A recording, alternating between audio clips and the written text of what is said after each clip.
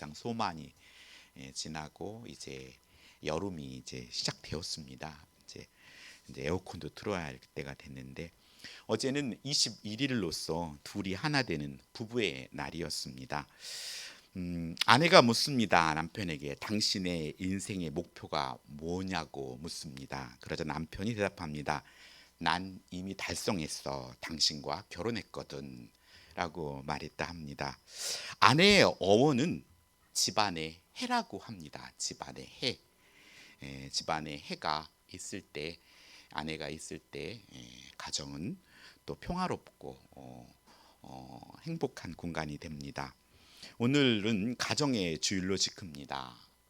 자연히 5월이 되면 우리의 설교의 주제들이 가정이란 말에 많이 등장하게 됩니다.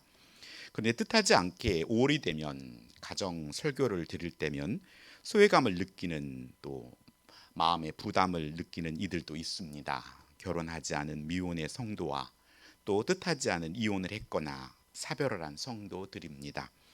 가정을 이루지 못해 스스로 부끄러운 마음이 들기도 하고 때로는 하나님께 원망하는 마음마저 생긴다고 그들은 고백합니다. 결혼하지 않으려는 청년의 비율이 날로 증가하고 있습니다. 오늘날은 어쩌면 행복한 가정을 이루기 이전에 건강하게 혼자 살아가는 가르침이 필요한 시대입니다. 제가 혼자 사는 성도를 독신이라고 줄여서 말하지 않는 것은 독신의 은사로서가 아니라 자유롭게 살기 위해 살아가는 목적이라면 하나님께서 기뻐하지 않는 그런 부정적인 바라봄을 피해 보고 싶어서입니다. 그래서 오늘 저는 설교의 제목을 혼자에서 결혼으로 가는 재직이라고 잡아보았습니다. 특별히 5월에 귀한 오늘 기다리던 일꾼을 뽑는 날이어서 계속 첫째 주부터 재직이라는 말을 놓아 보았습니다. 오늘날 결혼하지 않고 혼자 사는 것을 선호하는 이유는 많은 부분에 결혼에 대한 잘못된 인식 때문일 수도 있습니다. 때로는 부모님과 주위에 결혼한 사람, 친구들을 보면서 아주 긍정적인 그런 좋은 것을 바라보기보다 이 부정적인 부분들을 바라보면서 염려하며 또 자기 중심적인 결혼을 꿈꾸면서 자기의 이익이 될지를 따지는 세대에서 비롯된 것입니다. 결혼을 함으로써 내가 주인이 되고 상대가 종이 되는 것이 아닙니다. 결혼은 내가 종이 되어서 종처럼 같이 서로 섬겨가며 사는 일입니다. 결혼은 아내도 남편도 하나님께서 주신 선물입니다. 그래서 그 선물에 감사하는 것이지 그 선물을 가지고 불평하는 일이 아니기 때문입니다. 하여 하나님께서 이렇게 창세기를 통하여서 아담과 하와를 통하여 내 뼈 중에 뼈요 살 중에 살이라고 결국 나라고 부부는 남이 아니라 곧 나이라는 것입니다. 남편을 향해 아내를 향해 또 불평과 불만을 쏟아놓는 것은 결국 누워서 침 뱉는 것과 똑같은 것입니다. 부부는 나입니다. 당 상대를 꼬집으면 내가 아픕니다. 그렇기 때문에 우리는 성숙한 부부는 서로를 향해 칭찬하고 또 이렇게 격려하고 그런 부부가 되어야 합니다. 그리고 서로의 부족함을 위해서 또 눈물로 기도해 주어서 함께 성장해야 합니다. 결혼을 절대시하는 것도 잘못이지만 결혼 자체를 부정적으로 생각하며 혼자 사는 것이 결혼보다 더 좋다고 생각하는 것은 잘못입니다. 결혼과 재혼을 위해 노력할 수 있고 우리는 결혼의 때를 만날 수도 있습니다. 그러나 결혼 전까지의 삶을 외로움이나 때로는 시기심으로 보낼 것이 아니라 건강하게 하나님의 자녀로서의 정체성을 가지고 충만한 은혜 가운데 보내야 합니다. 남녀 관계만큼 즐거움이나 실망이나 걱정을 안겨주는 일도 드물 것입니다. 그만큼 사랑하기 때문에 또 마음이 다치기도 하고 속상하기도 하고 또 눈물을 흘리기도 합니다. 그러한 감정을 잘 대응하기 위해서는 하나님의 인도를 구할 필요가 있습니다. 하지만 그렇게 인도를 구해야 할 더 큰 이유는 어떤 성도는 혼자 사는 생활에 만족하고 있는데 가족이나 친구로부터 결혼하라는 압력을 받습니다. 그런가 하면 결혼하기를 원하는데도 적합한 짝을 찾지 못하는 성도들도 있습니다. 그리고 남편이나 아내로서 책임을 잘 이행할 준비를 하기 위해 지침이 필요한 사람도 있습니다. 그것뿐 아니라 혼자 사는 사람이든 결혼을 했든 모든 그리스도인들은 성도덕과 관련된 시험에 직면하기 마련입니다. 이러한 상황들은 우리 자신의 행복에 영향을 줄 수 있지만 더 중요한 것은 하나님의 자녀다움에 영향을 줄 수 있다는 사실입니다. 바울은 고린도 사람들에게 보낸 고린도전서 7장 35절에 혼자 사는 생활과 결혼의 생활에 대하여서 내가 이것을 말함은 너에게 유익을 위함이 아니요 너에게 올무를 노려함이 아니니 오직 너희로 하여금 이치에 합당하게 하여서 흐트러짐이 없이 주를 섬기게 하려 함이라 라고 말씀하고 있습니다. 혼자 살든 결혼을 했든 자신의 상황을 하나님을 더욱 온전히 섬길 기회로 삼아야 한다는 것입니다. 오늘 첫 번째 도전하고자 하는 것은 결혼이 하나님의 영광을 위해 살아가는 온전한 삶의 형태라면 혼자 사는 삶도 하나님의 영광을 위해 온전한 삶의 형태라는 것을 알아야 합니다. 기독교는 혼자 사는 삶도 하나님 앞에 부족한 형태라고 말하지 않습니다. 성경 어디에도 혼자 사는 삶이 결혼한 사람보다 미숙하거나 완전히 영글지 않았다는 식으로 표현안을 찾아볼 수가 없습니다. 바울은 결혼하라거나 혼자 사는 것을 유지하라고 압력을 준 적이 없습니다. 바울은 각 하나님께 받은 자기의 은사가 있으니 라고 말씀하며 그는 아내 없이 여호와를 섬기며 만족했지만 다른 사람이 결혼 생활을 즐길 권리는 존중해 주었다는 것입니다. 당시 바울은 혼자 살았지만 자신이 결혼한 사람들보다 더 우월하다고 생각하지 않았습니다. 바울이 강조한 것은 좋은 소식의 봉사자로서 일하는 많은 혼자 사는 사람들에게 유리한 점이 있다는 사실을 말하고 있습니다. 여호와를 섬기는 일에서 기혼자라면 수행하기 어려운 임무를 혼자 사는 그리스도인은 받아들이기 더 쉽다는 것입니다. 바울은 이방의 사도로서 동력자들과 새로운 교회를 개척하며 세웠습니다. 그는 죽을 고비를 넘기면서 방방곡곡을 여행하며 또 선교 활동을 하였습니다. 그 과정에서 바울은 온갖 고난과 어려움을 인내했고 많은 사람을 도와서 제자가 되게 하면서 또한 그 자신도 큰 기쁨을 누렸습니다. 바울이 결혼했거나 가족이 있었다면 어려웠을 것입니다. 저도 늦게 목회를 시작해서 전도사 쪽에 아이들이 중학교를 수원에서, 서울에서, 안양에서 이렇게 3번 교복을 입혔습니다. 그 모습을 보며 안타까웠던 기억이 있습니다. 오늘 본문 1절에는 남자가 여자를 가까이 아니함이 좋다라는 말은 당시에는 쾌락주의와 금욕주의라는 두 사조가 있었기 때문입니다. 음행 문제로 인해 이제는 금욕주의적인 삶을 주장하는 사람들이 있었기에 바울은 금욕주의자들에게 현해를 수긍하면서도 2절에 음행을 피하고자 하는 남자는 자기 아내를 두고 여자도 자기 남편을 두라고 권면하였던 것입니다. 그러나 결혼이 단순히 음행을 피하기 위한 목적은 아닙니다. 결혼은 하나님의 섭리에 순종하는 것입니다. 우리는 사랑의 결실로 하나님께 순종하는 마음으로 결혼을 결정하고 또 하나님의 섭리에 순종해야 합니다.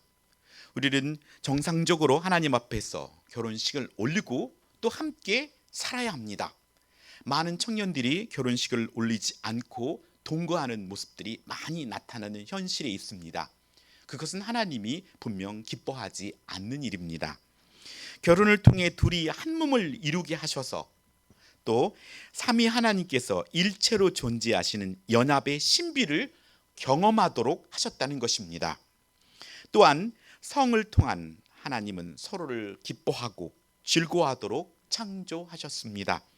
바울은 그래서 성욕을 부인하거나 죄악시하는 것이 아니라 부부 관계에서 성적인 욕구를 아름답게 충족시키고 음행을 피하라고 권면하고 있습니다.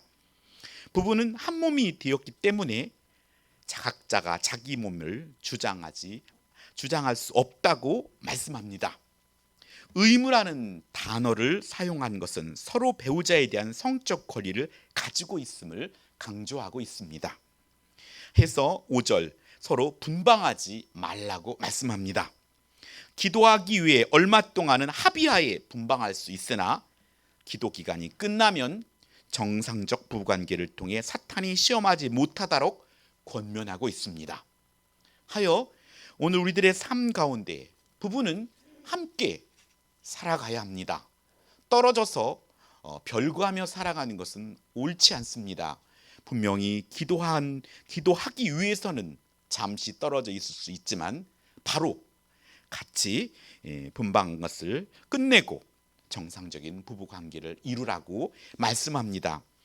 교회는 혼자 사는 사람들에게 관심을 가지고 또 공동체 전체가 함께 세워야 하는 중요한 일을 감당해야 합니다. 모든 삶의 문제를 개인이 책임져야 한다는 개인주의적인 영성이 지배하는 이 시대에 성경은 교회 안에 개인의 어려움에 개인의 문제가 아닌 이것을 공동체 전체가 함께 풀어나가야 할 과제라고 가르치는 것입니다. 그렇기 때문에 혼자 사는 청년, 혼자 사는 자매들에게 관심을 가지고 또 결혼하면서 쌓았던 지혜들을 서로 나누어야 합니다. 저도 청년 시절 교회 가까이에 방을 얻어서 새벽 기도를 드리고 교회에 출근을 하였습니다.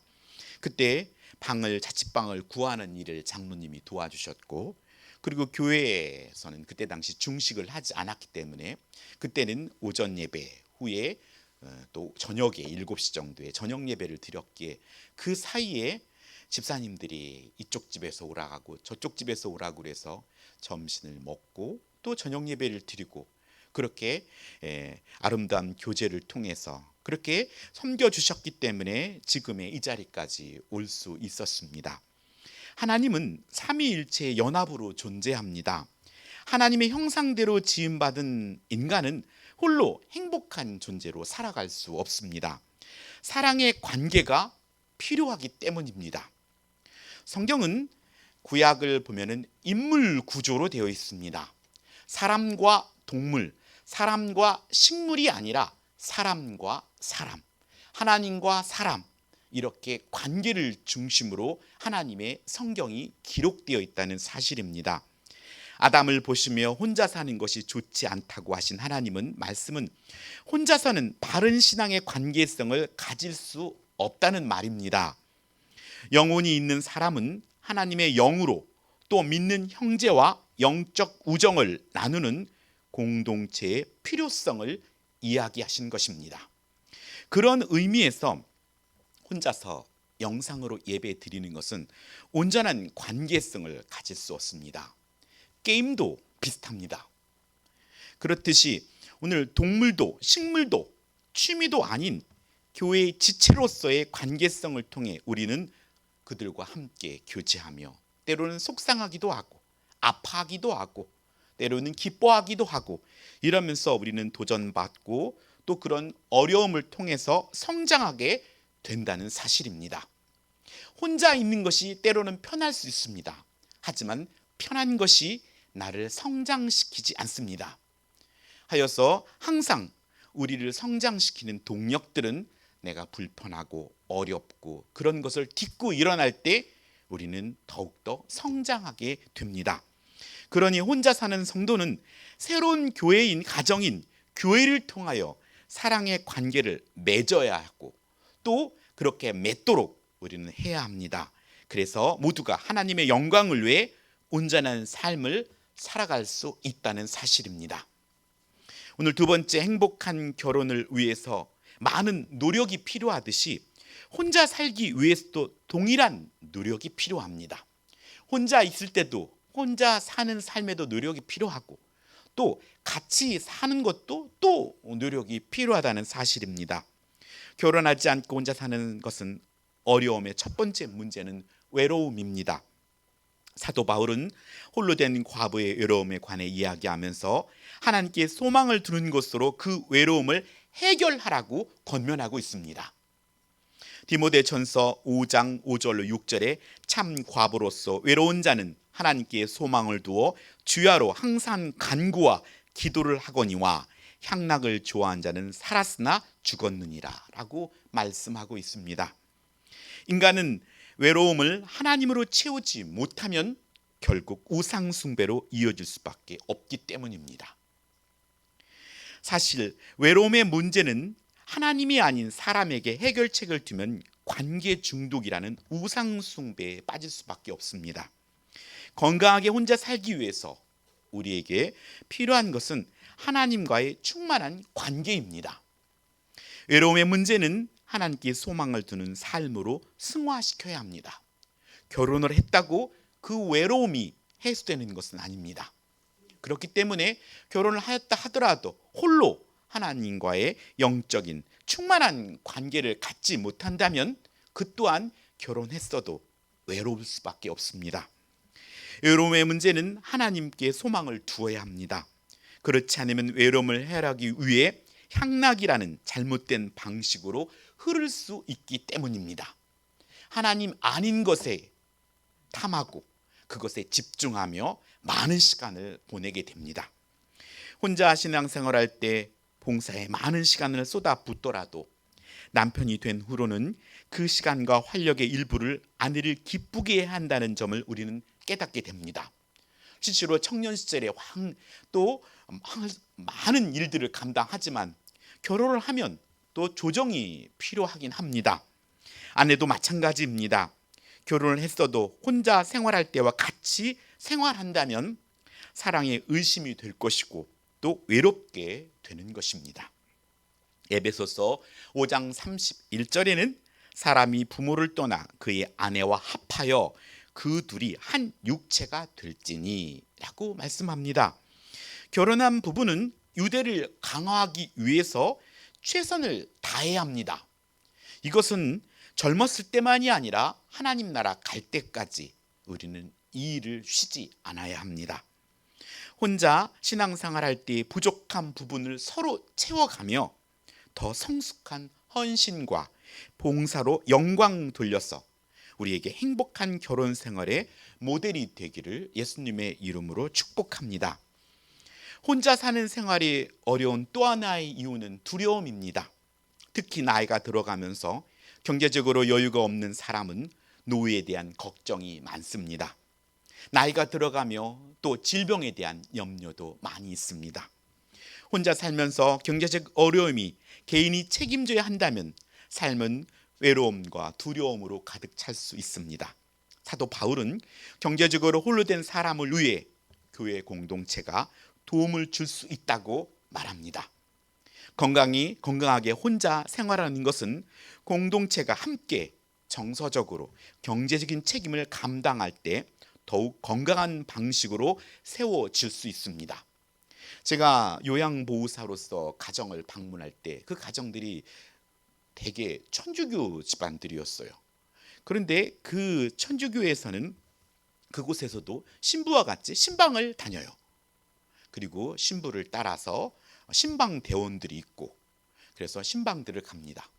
그런데 신방을 갈 때마다 또 반찬들을 만들어서 혼자 있는 또 어려운 사람들을 이렇게 락앤락 같은 데다가 두세 개씩 해서 배달들을 하는 걸 보았어요. 그래서 이런 부분을 보았을 때 서로 어려움이 있을 때 서로를 도와줄 수 있고 또 약한들에게 가서 듣고 그리고 그들의 필요들을 채워주기 위해 애쓰는 모습을 보았습니다. 하여서 오늘 우리 교회도 서로 어려움이 있을 때 서로 도와줄 수 있고 도움을 받기에 쉬운 부담스럽지 않은 그런 관계, 또 기도거리가 있을 때 어려움이 있을 때 쉽게 부담스러워하지 않고 이것 좀 기도해 주세요, 이렇게 쉽게 할 수 있는 그런 우리 교회가 됐으면 좋겠습니다. 마지막으로 혼자 사는 시기를 하나님의 영광을 위해 살다가 결혼의 때가 오면 또한 하나님의 영광을 위한 결혼 생활을 해야 한다는 것입니다. 혼자 사는 삶이나 결혼한 삶의 형태만 바뀐 것이지 하나님을 향한 삶의 방향이 바뀐 것은 아닙니다. 사도 바울은 혼자 사는 유익을 온전히 시간과 또 물질과 에너지를 하나님 나라를 위해 사용할 수 있는 영적 집중력의 시기라고 표현했습니다. 고린도전서 7장 32절에는 너희가 염려 없기를 원하노라. 장가가지 않는 자는 주의 일을 염려하여 어찌하여 주를 기쁘시게 할까 하되라고 말씀합니다. 하여서 주님을 기쁘시게 하는 일에 집중할 수 있다는 것입니다. 결혼을 하면 아내를, 남편을, 또 자녀를, 부모를 여러 가지 또 책임도 있지만 결혼하지 않은 혼자 사는 시기에는 이렇게 하나님께 집중할 수 있는 또 좋은 시간이라는 것입니다. 하여서 혼자 사는 시기는 외로움과 두려움으로 보내야 하는 시기가 아닙니다. 하나님이 주신 소명에 집중하며 하나님과 사람들을 섬길 기회입니다. 또한 영적으로 성장할 수 있는 집중력을 더욱 발휘할 수 있는 시간이 되기도 합니다. 이렇게 할 때 혼자 사는 시기는 하나님이 주신 가장 좋은 시간이 될 수 있습니다.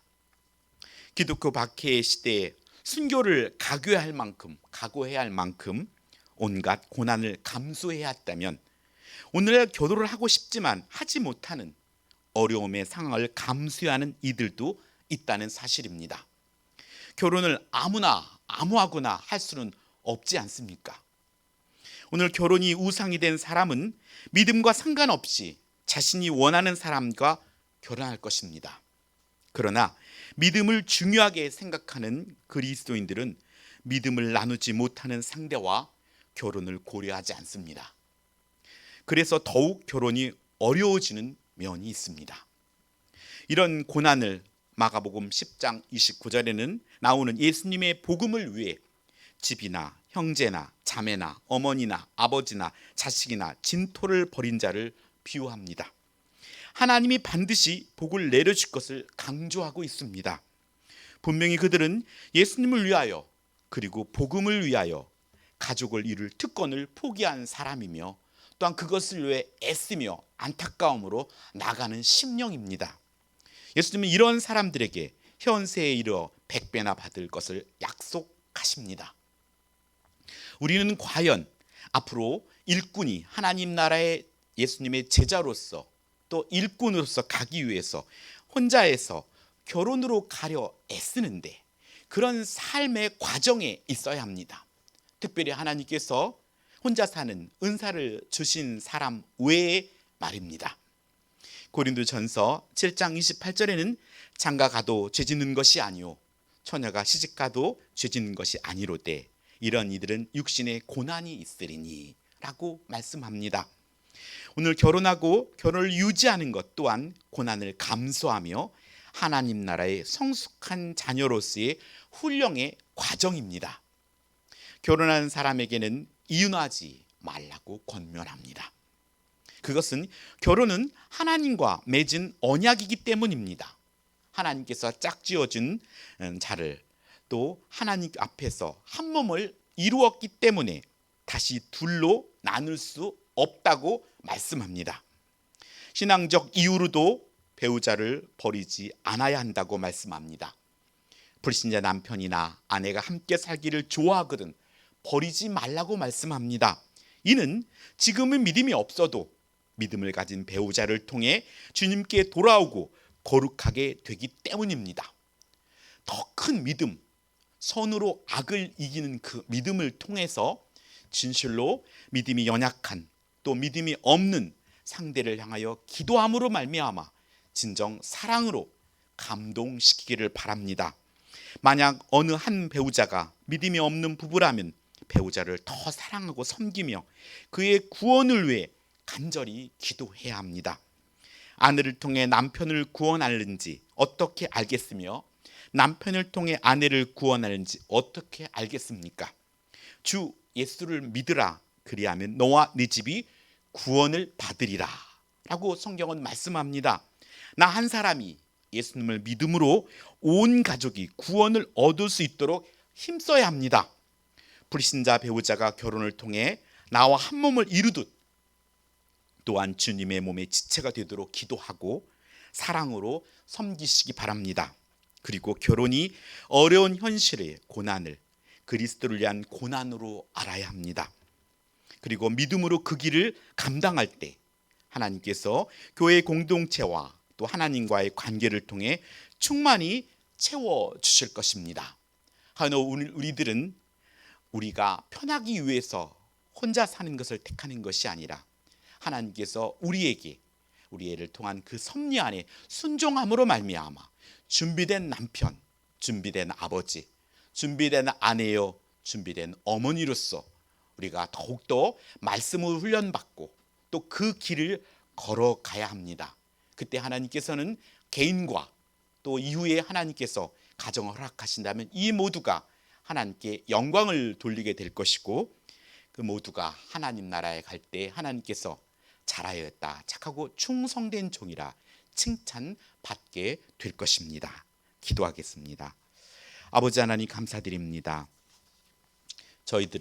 저희들에게 가정을 주시고 또 가정을 통하여서 이 땅에 저희들을 탄생케 하시고 또 예수님을 믿음으로 또 새로운 가정을 주신 하나님의 은혜에 감사드립니다.